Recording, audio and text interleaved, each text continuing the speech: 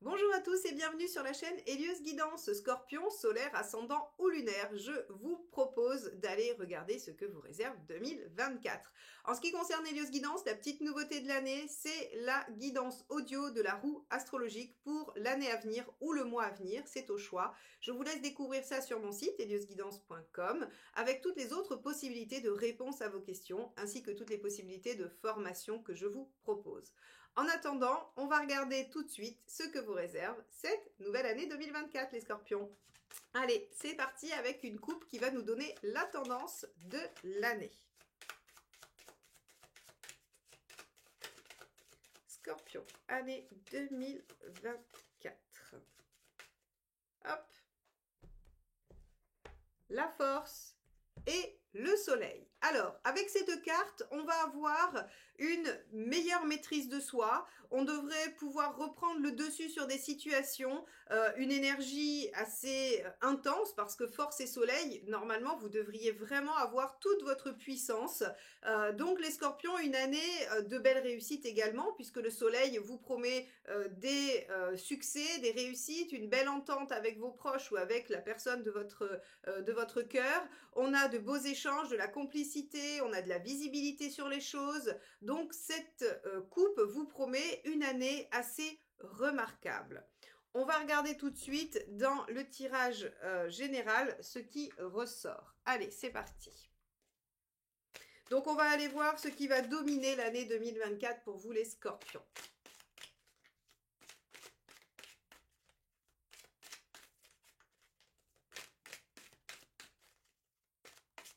Alors, on a le hiérophante, une évolution assez intense visiblement, hein, parce que vous allez vraiment reprendre les choses en main. Alors c'est assez intéressant pour vous les scorpions parce que c'est un signe où de toute façon il faut prendre les choses en main, où vous devez avoir du pouvoir sur les choses, sur votre vie. Donc ici le hiérophante vous promet une belle évolution, il vous dit que ce qui marquera cette année c'est le fait de probablement gagner en savoir, en sagesse, en compétences.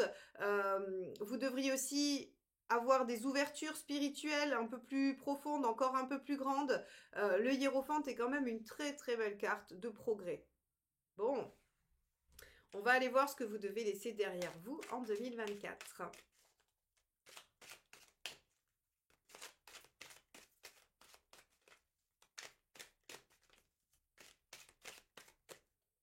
Alors, non, ça ne veut pas venir.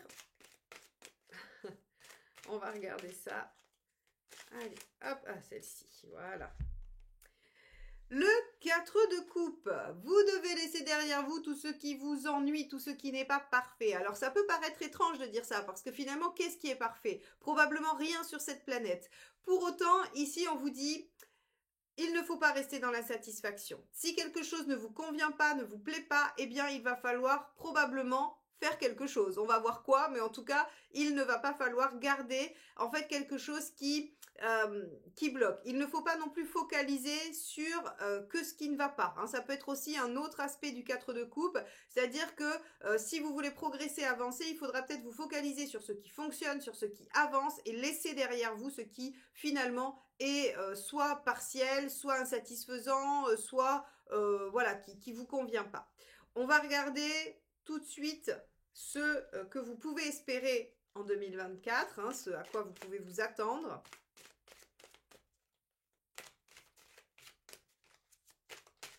Hop là, c'est celle-ci. L'ermite. Alors, vous pouvez vous attendre à, encore une fois, ça va être une année, je pense, de réflexion et assez spirituelle, en tout cas, une année de progression. Hein, parce que l'ermite, ce qui vous promet, c'est vraiment de pouvoir apprendre de votre expérience. Apprendre, alors, de vos erreurs, mais de vos réussites aussi. Hein, n'oubliez pas, on apprend aussi de ses réussites. Bernard Werber disait que la victoire était conservatrice et l'échec était novateur. Parce que finalement, on va toujours regarder, quand on gagne, on garde, et quand on échoue, on change quelque chose, on apporte une modification. Quoi qu'il en soit, l'ermite, il regarde ce qu'il a fait, il regarde ce qu'il a produit. Je pense que vous allez faire un bilan sur cette année 2024, un bilan qui vous permettra probablement hein, d'évoluer avec le hiérophante. Bon, on va regarder tout de suite ce qu'il faut, ce à quoi il faut faire attention, hein, ce dont il faut se méfier en 2024.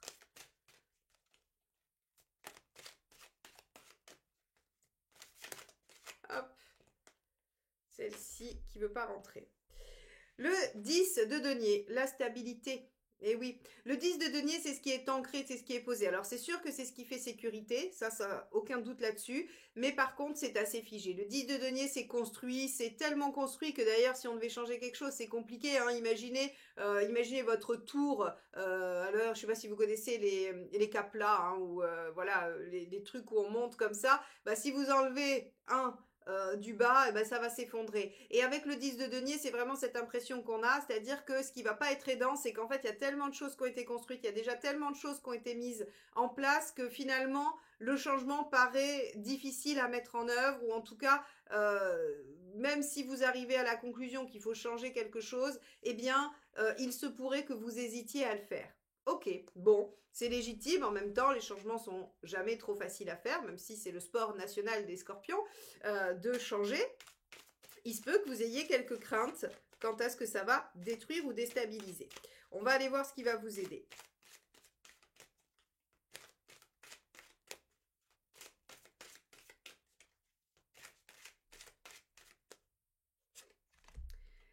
Le page de coupe. Alors, ce qui va vous aider, évidemment, c'est de vous centrer sur ce que vous avez envie de déployer.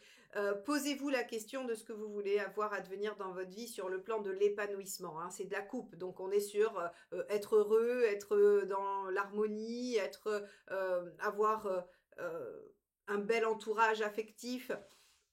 Avec le page de coupe, on vous dit clairement qu'il va falloir suivre le potentiel de déploiement que vous avez. Alors, attention, hein, le page de coupe, il peut rêver très haut et très grand, mais en même temps, pourquoi pas vous autoriser à rêver très haut et très grand et à arriver à quelque chose de très satisfaisant.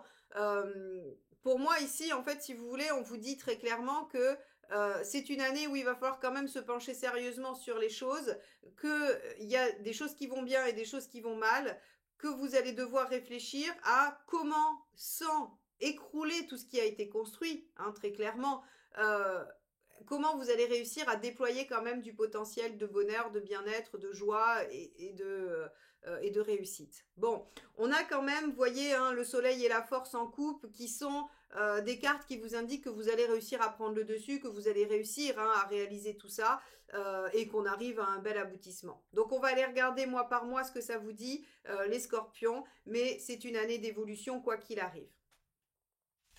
Allez, on va regarder ça. Hop, alors, donc 2024 pour les scorpions.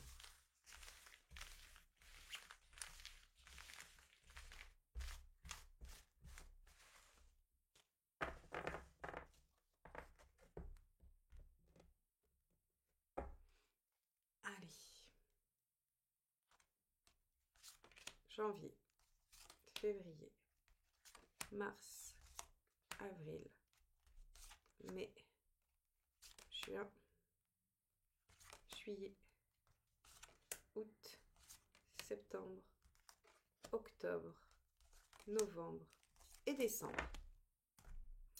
Allez, c'est parti, on va regarder ensemble ce que vous réserve le mois de janvier. Alors, au mois de janvier, on a la force inversée. Alors, avec la force inversée, vous commencez l'année effectivement avec des contraintes, avec des choses qui vous soumettent à des situations que vous n'avez pas choisies et que vous ne voulez pas. Hein. Et c'est normal, finalement, c'est ce fameux 4 de coupe qu'il va falloir lâcher, qu'il va falloir laisser de côté. Et on voit tout de suite que l'univers vous laisse pas de répit, il vous attaque avec ça dès le mois de janvier, en vous disant, ben voilà les contraintes, voilà ce qui bloque, et il va falloir essayer de s'en dépatouiller. Alors, au départ, on voit que vous allez peut-être le subir, hein, vous allez peut-être vous sentir un peu abattu, vous avez peut-être aussi traversé une année 2023 très intense, très lourde, et donc vous avez besoin aussi un peu de vous reposer en janvier, et vous allez vous laisser peut-être soumettre aux situations. Mais dès le mois de février, déjà, vous reprenez les choses en main, avec un ermite inversé, vous essayez de questionner, vous essayez de faire des choses, vous expérimentez.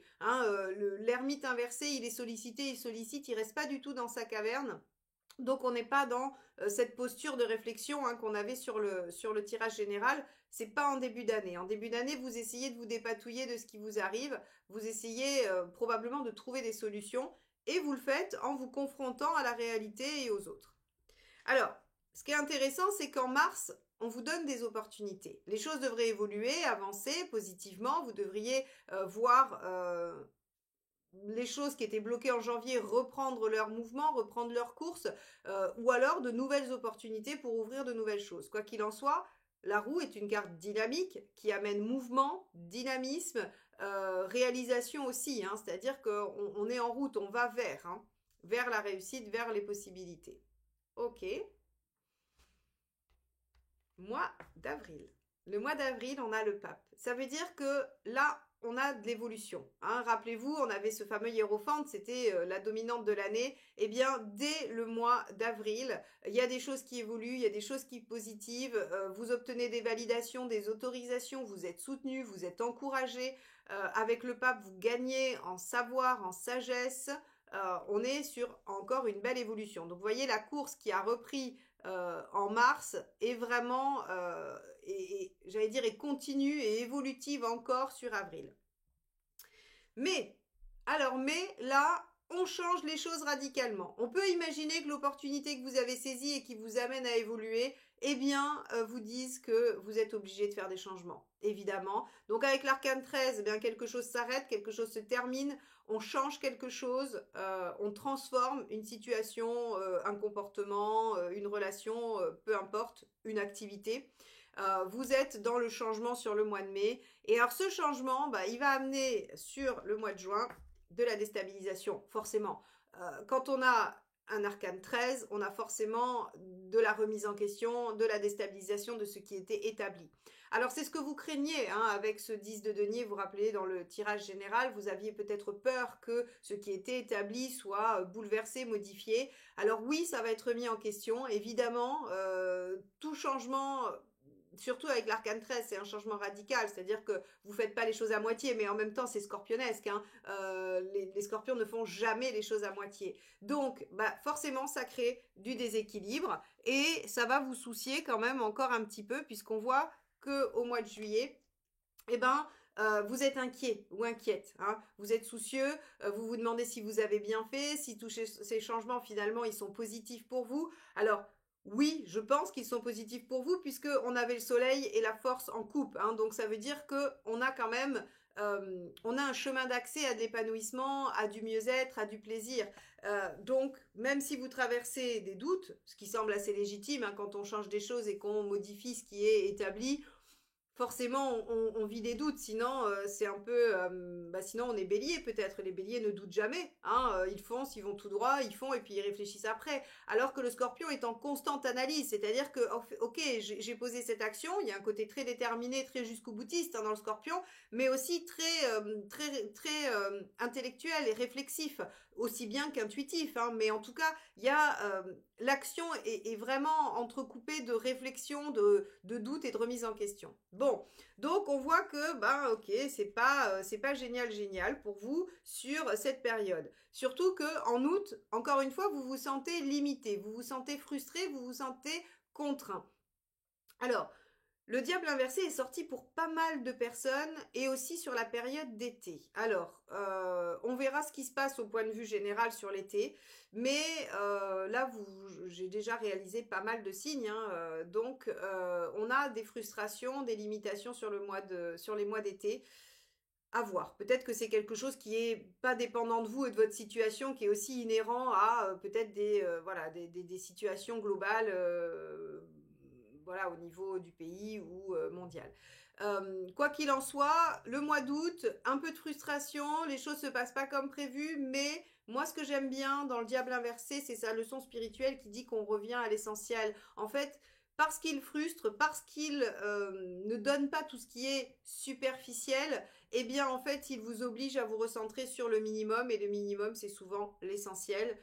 Et c'est une démarche spirituelle assez intéressante. Je ne dis pas que ça peut être intéressant à vivre tout le temps, mais en tout cas à expérimenter au moins momentanément, ça peut permettre effectivement aussi ce fameux hiérophant, cette élévation spirituelle. Donc, ok, les changements que vous faites au mois de mai, ben ils ont des répercussions un peu difficiles à absorber pour vous sur juin, juillet, août. Mais regardez, en septembre, on a l'étoile inversée. Vous n'avez pas fait tout ça pour rien. L'étoile inversée est une carte positive. C'est une carte qui récompense vos efforts. C'est-à-dire que si vous faites ce qu'il faut, et c'est ce que vous êtes en train de faire, j'ai bien l'impression quand on regarde votre tirage, eh bien vous avez une récompense, et une récompense à la hauteur de vos attentes. Alors quand je dis récompense, c'est pas dans le sens récompenser puni, hein, d'accord? C'est vraiment qu'en fait, si vous voulez, vous atteignez ce que vous souhaitez atteindre, vous obtenez la réussite de vos objectifs. Les rêves se réalisent avec l'étoile, hein, et quand elle est inversée, ils se réalisent parce que vous faites ce qu'il faut, parce que ça vous est pas tombé tout cuit dans le bec avec l'étoile inversée, hein, c'est vraiment quelque chose que vous méritez parce que vous avez mis des efforts. Et là, on voit que, bah oui, vous avez fait des changements en mai, ça n'a pas été simple pendant 3 mois, vous avez traversé une période où vous avez douté, vous avez remis en question, vous avez déstabilisé votre vie. Eh bien, en septembre, on vous dit, regardez ce que ça produit. Regardez le miracle que vous avez accompli. Alors, ce que ça nous donne en octobre, c'est des décisions, une réorganisation. Bah oui, là, on réorganise les choses, on va les restabiliser, les réancrer, puisqu'on avait mis le bazar. Hein. À partir du mois de mai, on avait mis un peu le chantier dans l'histoire. Et là, en fait, si vous voulez, la justice, elle vient vous permettre de remettre de l'ordre, de réorganiser, de positionner les choses, d'être à l'équilibre. Et donc, il peut y avoir aussi des décisions qui sont prises suite à ce que vous allez récolter en septembre. Qu'est-ce qui se passe en novembre? Une petite renaissance, hein, un renouveau, ça vous dit? Voilà. Eh ben, écoutez, là encore, alors 2 aspects toujours avec le jugement. Il y a ce côté renaissance, renouveau, où en fait on a vraiment cette sensation de ressusciter à soi-même. Il peut aussi y avoir, c'est la composante du jugement, une situation du passé qui se représente et qui demande à être évaluée. Alors là, ce sera libre à vous de dire, ok, cette situation, à la lumière de tout ce que j'ai changé et de tout ce qui est modifié dans ma vie, je décide de la reprendre et de la reprendre différemment. Ou bien, à la lumière de tout ce qui a changé dans ma vie, je décide de clôturer ça définitivement. Hein, c'est vraiment le sens propre du jugement. Donc ici, on va avoir le retour du passé qui va se présenter. À vous de voir, vous serez entièrement libre. Le jugement ne vous donne pas la solution, il vous demande de trouver en vous la réponse sur est-ce que je garde, est-ce que j'enterre définitivement. Quoi qu'il en soit, vous allez vivre cette décision comme une renaissance, comme un renouveau. Et ensuite, eh bien, le mois de décembre, il ne se passera pas grand-chose. Vous allez pouvoir intérioriser, vous centrer sur vous, suivre votre intuition. La carte 2, hein, la grande prêtresse, n'est pas une carte d'action. Ça veut dire que le mois de décembre devrait être très calme, mais en même temps, avec l'année que vous avez passée, vous aurez bien mérité de vous reposer un peu, de vous centrer sur vous, et aussi de chercher à comprendre. Parce que finalement, la papesse, elle essaye d'intégrer des choses, elle essaye de comprendre, elle essaye d'apprendre de ce qu'elle a vécu aussi finalement. Donc, on a une année, les scorpions, qui devraient voir une belle renaissance, une belle réalisation. Je vous l'ai dit, hein, rien qu'avec la coupe, on savait que vous alliez reprendre le dessus pour aller vers le bien-être, la réussite, l'épanouissement. Donc, c'est ce qu'on voit. Il y a un petit passage compliqué hein, sur juin, juillet, août, effectivement. Bon, il faudra le passer. On reprendra dans les guidances mensuelles chaque carte pour aller déployer un peu plus la signification de celle-ci, de voir un peu comment ça va se présenter pour vous. Donc si vous êtes déjà abonné, vérifiez que vous avez bien activé la petite clochette pour être notifié de la sortie des vidéos. Et si vous n'êtes pas encore abonné mais que vous souhaitez me retrouver pour toutes ces guidances mensuelles tout au long de l'année 2024, eh bien appuyez sur le petit bouton abonner et activez la petite clochette. Merci infiniment à tous ceux qui sont là depuis le début ou depuis peu. Merci pour vos likes, pour vos commentaires, pour vos partages. C'est ainsi que vous m'aidez à maintenir la chaîne, que vous me permettez de continuer à vous proposer ces guidances. Donc merci infiniment. Merci à tous ceux qui le feront aussi à partir d'aujourd'hui. Et j'aurai plaisir à vous retrouver tout au long de l'année 2024 que je vous souhaite belle et merveilleuse. À très bientôt. Bye bye.